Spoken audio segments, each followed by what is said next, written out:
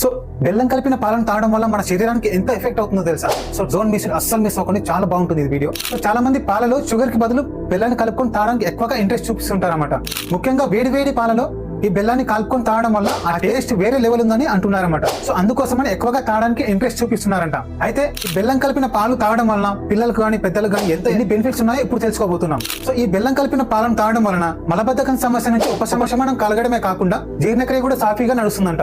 అలాగే ఈ బెల్లం కలిపిన పాలలో కాల్షియం, విటమిన్స్, ప్రోటీన్ పుష్కలంగా ఉంటాయి. అందువలన పిల్లలకు ఈ బెల్లం కలిపిన పాలు తాగడం వల్ల బోన్ స్ట్రాంగ్ అవ్వడమే కాకుండా ఎదుగుదల కూడా చాలా బాగుంటుందని అంటున్నారు. అండ్ దాంతో పాటు ముఖ్యంగా పిల్లలకు రోగనిరోధక శక్తి పెంచడమే కాకుండా ఇవి వారి ఎముకలు కూడా బలాన్ని చేకూరుస్తాయంట. అండ్ ఫైనల్ గా పిల్లలకు బెల్లం కలిపిన పాలు తాగించడం వల్ల తొందరగా నిద్రలోకి పోతారంట. అండ్ దాంతో పాటు జలుబు, దగ్గు నుంచి ఉపశమనం కలుగుతుందంట. సో ఇదనమాట.